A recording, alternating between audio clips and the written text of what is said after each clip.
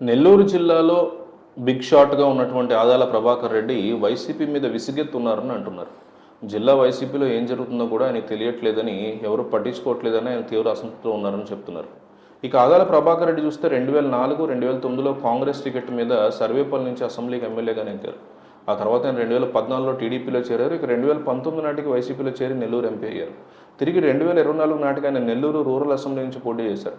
అయితే వైసీపీ నుంచి కాంగ్రెస్లో చేరినటువంటి కోటంరెడ్డి శ్రీధర్ రెడ్డి దాటికి కూటమి ప్రపంచానికి తట్టుకోలేకపోయారు. ఆ ఎన్నికల్లో ఆయన ఓటమి చవిచూశారు. అప్పటి నుంచి ఆయన జిల్లాకు తక్కువగానే వస్తున్నారని అంటున్నారు.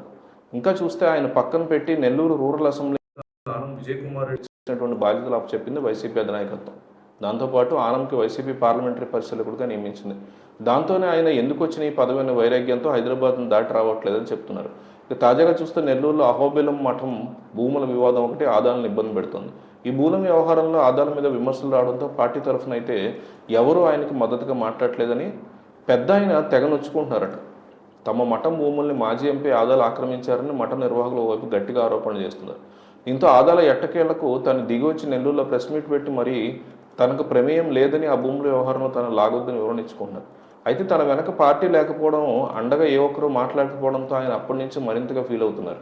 ఎన్నికలు అయిపోయిన తర్వాత నుంచి అధినాయకత్వం ఆయన పిలవలేదని, ఆయనకు కూడా కలిసే ప్రయత్నం చేయలేదని చెప్తున్నారు. ఇప్పుడు తాజా ఎపిసోడ్తో ఆయన వైసీపీతో తన బంధం కట్ అయిందని ఒక అభిప్రాయానికి వచ్చారట.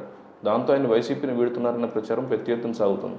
నిజాన్ని చూస్తే ఆదాలు కాంగ్రెస్, టీడీపీ, వైసీపీలా మారుతూనే ఉన్నారు. ఆయన 2024 ఎన్నికల్లో ఓటమి చెందగానే టీడీపీలోకి వెళ్తారన్న పుకార్లు వినిపించాయి. అవి కాస్త ఆగిపోయాయి. కానీ ఆదాలు మాత్రం రాజకీయంగా వైసీపీ వైపు ఏమాత్రం లేరు.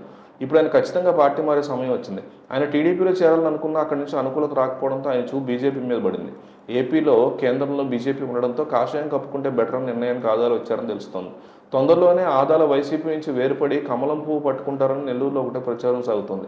అయితే శరమామూలుగానే ఆదాల తన పార్టీ మారుతున్నట్టుగా వస్తున్న వార్తలు తప్పని ఖండిస్తున్నారు. కానీ ఆయన మనసు మాత్రం వైసీపీలో ఏమాత్రం లేదనేటువంటి డిస్కషన్ నడుస్తున్నాయి. మరోపక్క ఒక్క ఛాన్స్ పేరుతో అధికారంలోకి వచ్చిన వైసీపీ రాష్ట్రాన్ని ధ్వంసం చేసిందని ఆంధ్రప్రదేశ్ ముఖ్యమంత్రి చంద్రబాబు నిప్పులు జరిగారు.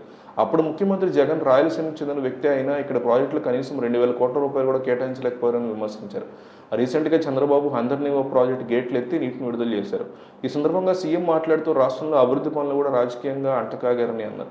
2019లో కూడా టీడీపీ అధికారంలోకి వచ్చి ఉంటే రాష్ట్రంలో అభివృద్ధి పనులు ముందుకు సాగేవని అన్నారు. రాజధాని నిర్మాణం సహా అన్ని పనులు పూర్తయ్యేవన్నారు. తాను రాజకీయాలు చూడకుండా అభివృద్ధికి పెద్దపీట వేశానని చెప్పారు. రైతులు, ప్రజలు బాగుండాలనే తన ఆలోచన ఉండేదన్నారు. ఎన్టీఆర్ ఒక ఆశయంతో ఈ పార్టీని సాగించారని, పాలన సాగించారని, ఆ ఆశయాన్ని తాను కూడా నెరవేరుస్తున్నారని చంద్రబాబు చెప్పారు. వైసీపీ పాలనలో హంద్రీనీవా ప్రాజెక్టు కనీసం ₹1 అయినా మీరు ఖర్చు పెట్టారా అంటూ జగన్మోహన్ రెడ్డి విషయంలో ఆయన ప్రశ్నించారు. జగన్, చంద్రబాబు ఇద్దరిలో హంద్రీనీవాకి ఎవరు నిజమైన న్యాయం చేశారని మీరు అనుకుంటున్నారో కామెంట్ చేయండి.